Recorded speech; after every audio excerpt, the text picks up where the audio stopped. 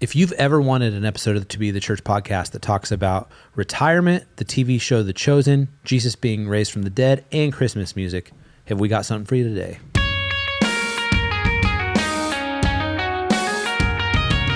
Welcome to the To Be the Church podcast, where we look at what it means to truly be the church in today's culture. I'm Ben. This is the Reverend A.B. Murch. Hello.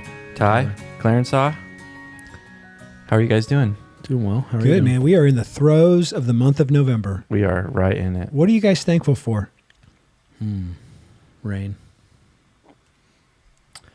I'm thankful for the 49ers Oh, man. 49ers are great. and Christian McCaffrey, Yeah. who does it all. Those are happy days. Hopefully by the time this airs, he's not hurt. Sorry. There's a 40% chance. Is this wood? All right. What are we talking about today, Tyler? Oh, I don't know. All right. Here's a question that came from a listener. Was Jesus the first to be raised from the dead? So here's the context. Colossians 1:8 says, he is also the head of the body, the church. He is the beginning, the firstborn from the dead, so that he might come to a first place in everything. And then, but the question asker also says, but then there's spots like Matthew 27, Jesus cried out again with a loud voice and gave up his spirit. Suddenly the curtain of the sanctuary was torn in two from top to bottom. The earth quaked and the rocks were split. The tombs were also opened and many bodies of the saints who had fallen asleep were raised. So that's what, 3 days before Jesus is raised. And they came out of the tomb after his resurrection, entered the holy city and appeared to many. Okay. So- So That was after the resurrection? Like I was thinking like, oh, that because it says like, the earth quaked and the tombs were open and the many bodies fallen asleep were raised. But then the next sentence says they came out of the tombs after his resurrection. yeah, is what it entered the said. holy city and appeared to many. Yeah. Yeah. Yeah. So, and you don't even have to go to Matthew 27 to see in terms of being the first to rise from the dead. I mean, Lazarus was risen, John 11, he rose Lazarus from the dead. Jairus' daughter, multiple gospels talk about that. She was raised from the dead. So, but firstborn from the dead, Colossians 1:18, Jesus as that forerunner of what is to come. Ben, what's the difference between Lazarus, Jairus' daughter, these people who, the miracle that happened at the crucifixion, etc., and Jesus? He is the first one to rise from the dead, never to die again. Boom chakalaka. So, and we will rise with him and never die again. So Lazarus still eventually died physically, Jairus' daughter. So there were resurrections, but they still died. Jesus rose and he's still alive today. And when we rise with him in the resurrection of the dead, we will rise never to die again. So in that sense, that's what Colossians 1:18 is Yeah. talking about, Jesus as that preeminent one who is the first fruits of what is Yeah. to come. I think of, 1 Corinthians 15, that big, long chapter on resurrection.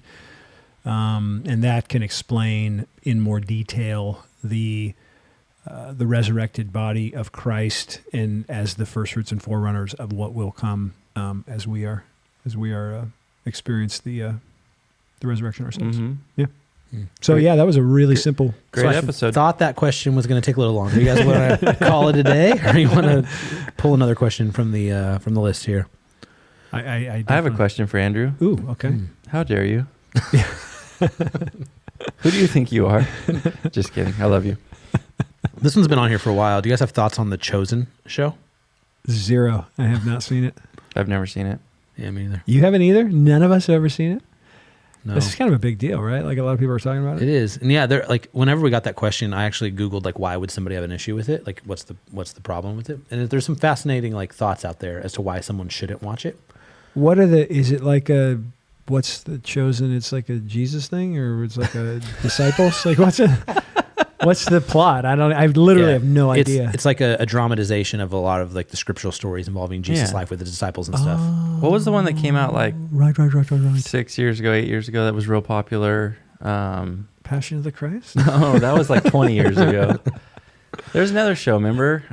The lady who did Touched by an Angel and her husband, they Oh, made yeah, it. Mark Oh yeah, Burnett? yeah, yeah. The Jesus Storybook Bible? No. but yeah, Yeah. similar thing. It was really popular. Yeah. So in my search of like why people shouldn't watch it, like one of the things is like read an article by a pastor who like encouraged his church to stay away from it, not because of inaccuracies or anything, but because like he thought it was idolatrous for people to have the mental picture of the Jesus actor when they were praying to God. Interesting. And so I don't know. That was an interesting one. No opinion. Zero opinion. There's on that also part. like they'd obviously take creative liberties, like different disciples like argue with each other that didn't happen in like the scriptural narrative and stuff like that. But I don't know. There's a Catholic prayer app that the actor who plays Jesus in The Chosen was like the spokesman for, and it was like go through the prayer app go through the Bible with Jesus. And it's like that's kind of weird. But I don't really have thoughts on There it. was a lot of drama recently because they were being accused of a quote from The Book of Jesus in the Mormon? show from the Book of Mormon. Yeah. I don't know if it was valid or not, but I saw Yeah. people arguing about that. Yeah. You're not sure if the Book of Mormon's valid or not?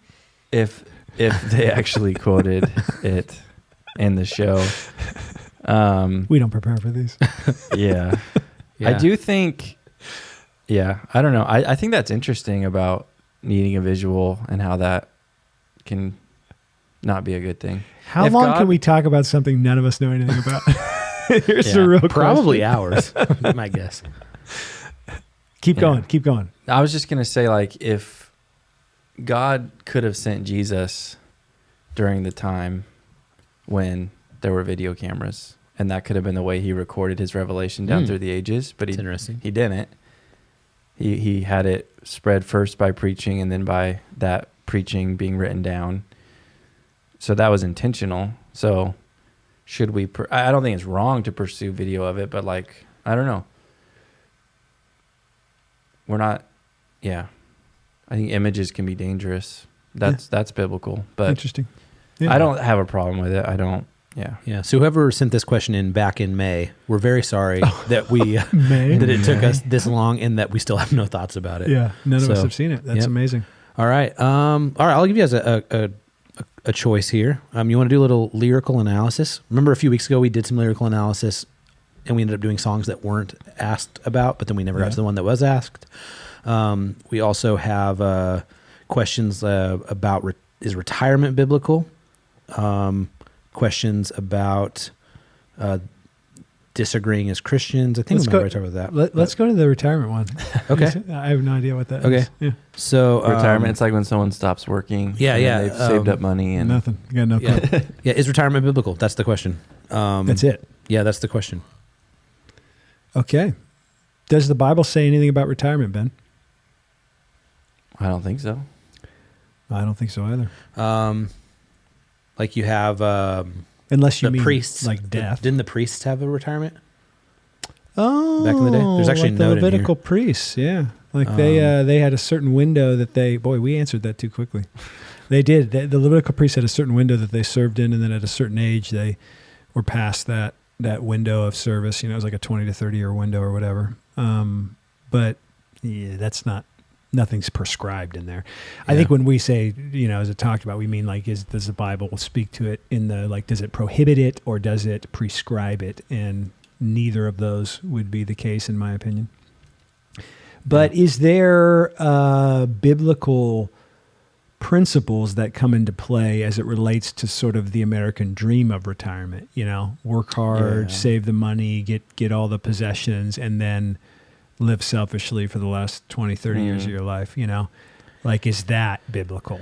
I think the answer to that would be no. Yeah, I think it would be really important to distinguish the fact that like retirement does not equal that.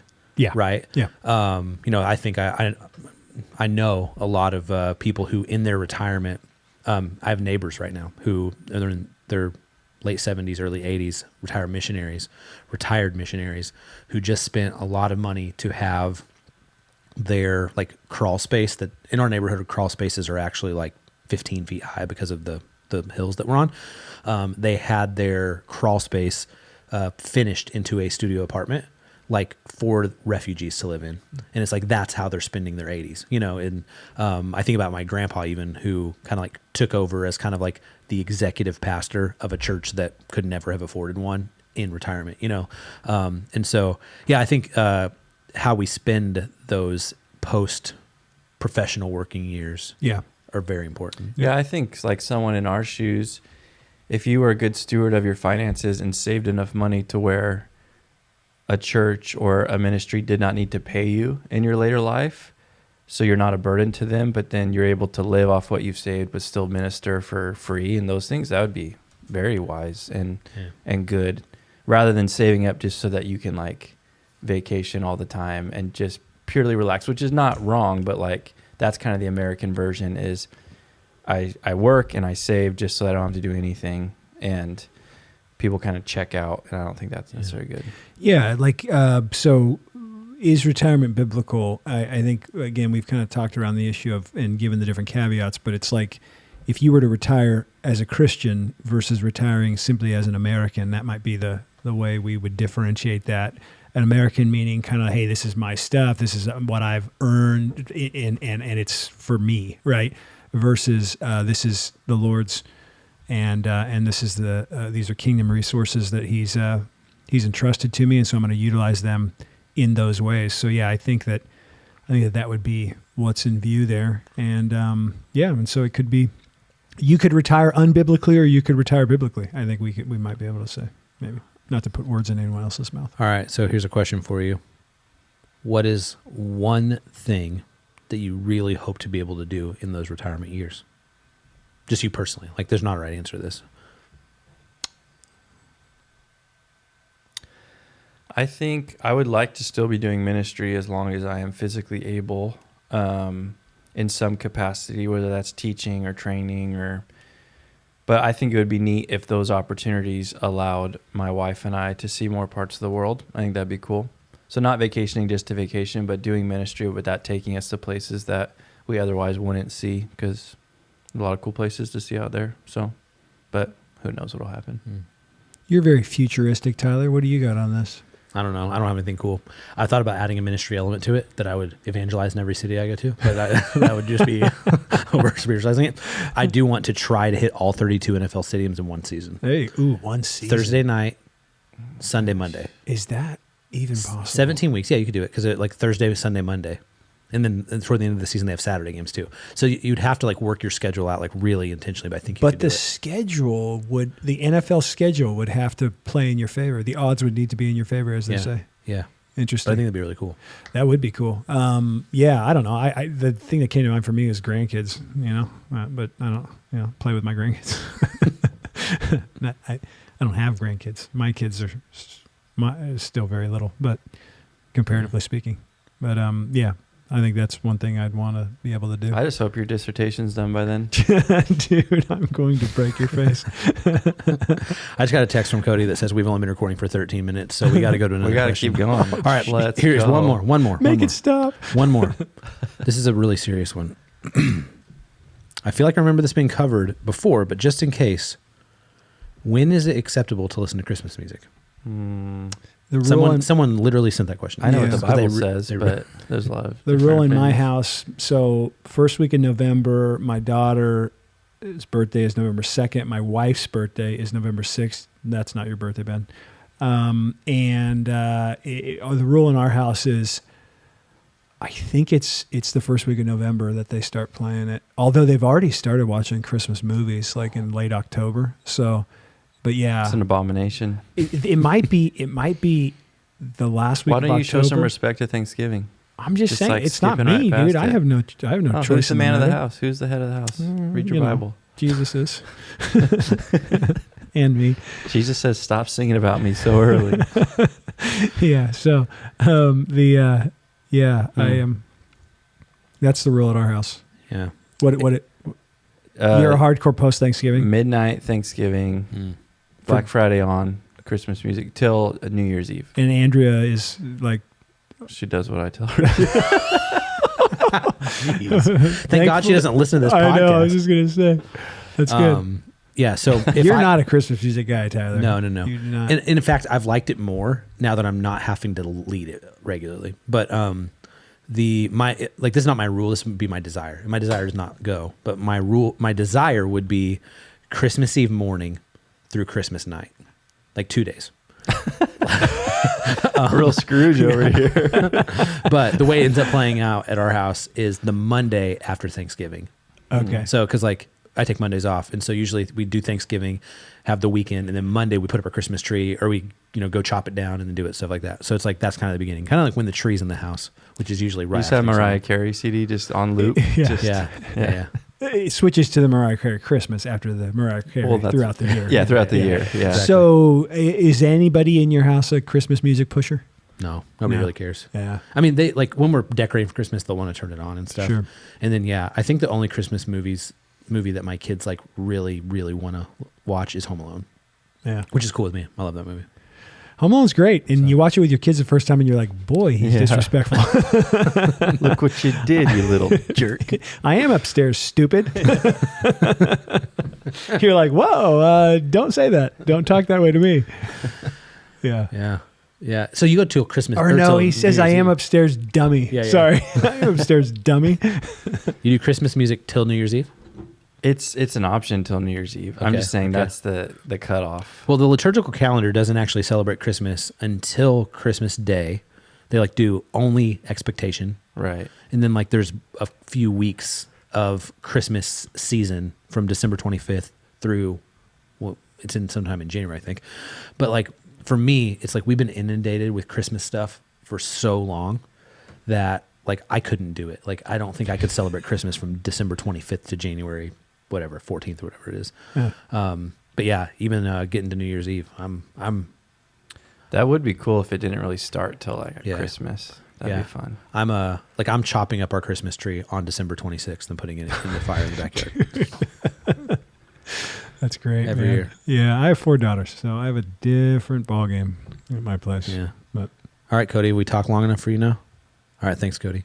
All right, well, we would love to discuss any questions that you have. They could be more serious than these. That'd be fine. Or whatever. But podcast@toBeTheChurch.com is the best way to get those to us. You can also just do it straight up in the YouTube comments right below the video that you might be watching now. Have a great week.